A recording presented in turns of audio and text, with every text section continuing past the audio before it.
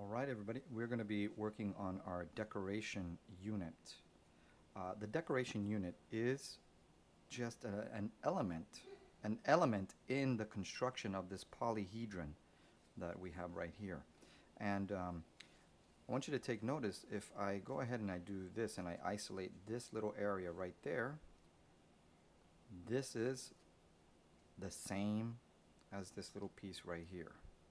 Okay, and if I turn this around, any which way I spin this, it's the same motif.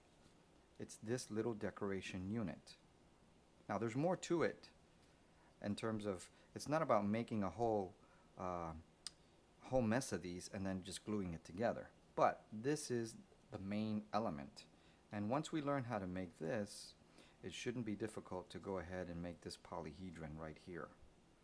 All right, so I want you to take notice of one thing as well. Note that on one side they open up, you see, but on the other side they do not open up. So in here are all the hinges that connect these little triangle pieces, and you'll see what I mean. First, before we begin, right, we got to make our hinges and our scaffolds. So it's basically sheets, thin strips of paper that we fold into square units. And when I say square, I mean that height and width are exactly the same. Height and width, height and width, height and width, and the same here with the hinges. The scaffolds, when we read our diagrams and our instructions, the scaffolds say 1 by 6 units, and the hinges are 1 by 4 units. The other thing I want you to notice is the color differentiation, because as we start to construct, okay, let me show you back here, or maybe it's up here. Nope, it's gonna be maybe back here. Yes. All right. It's kind of hard to tell with a black and white printout, but your hinges are going to be the dark colors that is exposed and everyone sees. The scaffolds, which are the longer pieces that create the triangle, those are colors that you're only going to see a peak of.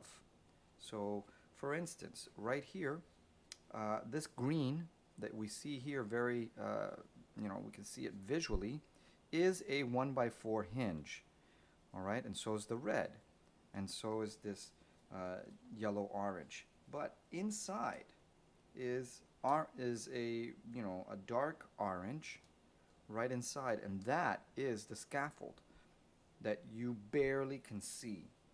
You barely can see it. Let me see if I can find another spot in here. No. Yeah, right here. So you can see right here that I have a yellow hinge and a blue hinge, and inside is a peak of green. That green is the longer strip. So if you have a color or color preferences that you'd prefer later when we start to do the polyhedron, and you'd prefer it to be visual, then all of your color play happens here with your hinges. And if you have a color that you have too much of, or you're not really that interested, or maybe you just want a hint of a color to give accent to the colors that you have visual, then that would be with your scaffold. So one of the first things that we're going to do is, before we can start folding these papers, is that we need to get some strips. And one easy way to get strips with a regular 8.5 by 11 is to fold them in a certain way, and then you will be able to get 1-inch columns. Granted, using an 8.5 by 11 sheet of paper, you can get thicker. You can get up to, these are 1 inches. You can get 1 1/4. You can even get 1 1/2, and even 1 3/4 thick. But keep in mind, the thicker the column, the less squares you can fit in here. So right here with 1 inch, I can get a 1 by 6 and a 1 by 4. So I maximize my usage of paper. But it will be smaller. You can see the difference between these two. This one is smaller, this one is larger. This one is 1 1/4 inches, and this one is 1 inch. So it's up to you. Again, you can make it as large as you'd like, but you have to anticipate the number of squares that you're going to be making. Okay, so I have here a nice blue sheet of paper that I'm going to go ahead and fold into a nice 1 inch columns. So first thing I'm going to do is make sure that I am working like this lengthwise. I don't want to fold my paper like this.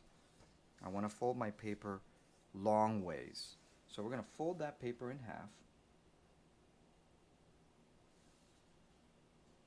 Right around there. And you want to be, again, like always, as perfect and precise as you possibly can. And once we've done that, okay, you can burnish the edge. You can use plastic, or you can use a bone. This is like a bone burnishing tool that you can use for origami or crafts. But they also come in plastic. You can also use the back of your nail, or a flat spoon where you kind of just burnish it, or really kind of, all you got to do is this. That's all you do. And it really makes a nice, crisp, sharp fold right in there. Once I've done this step right here, I'm going to unfold it, and I am going to go ahead and take this edge and fold it and meet it right in there.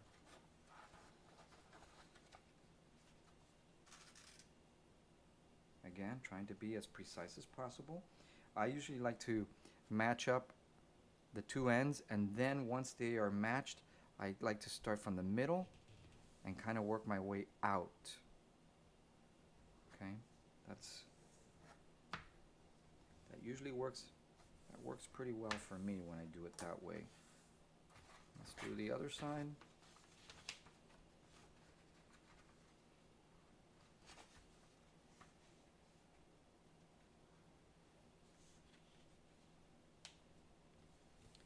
And I am using colored copy paper. It's a little thicker than regular paper. It's not quite as thick as cardstock, but it is colored copy paper. It's also,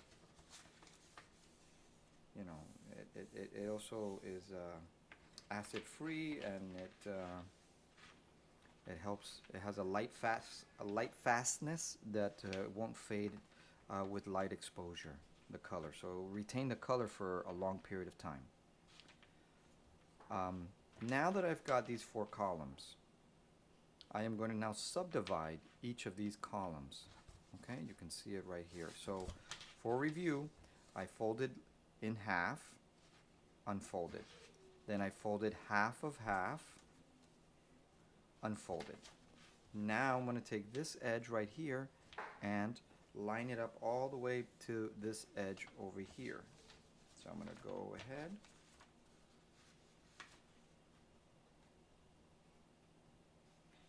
And I'll explain to you now in a minute why you want to do something, you want to do it this way. The reason why you want to do it this way, right, is because if you try to fold it here, and then fold it again, and then fold it again, and fold it again, and fold it again, and fold it again, and then smash it down, you are creating extra space every time you roll one on top of another, which creates that, you know, it kind of just keeps widening this, and you're not going to have an exact column of 1 inches. So I've done this one. I've subdivided it like this. Now I'm going to turn this around, and I'm going to take my edge over here and meet it up right up here. Again, you're trying to avoid rolling it over onto itself, because that increases the width, and we don't want to do that.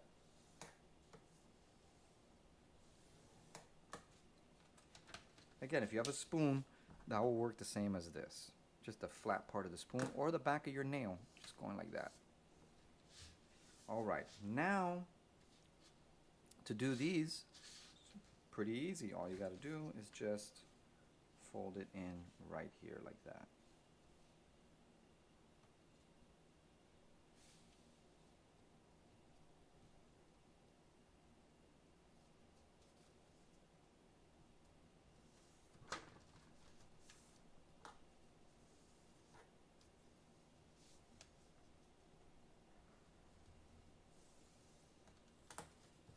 Okay, and one more time over here.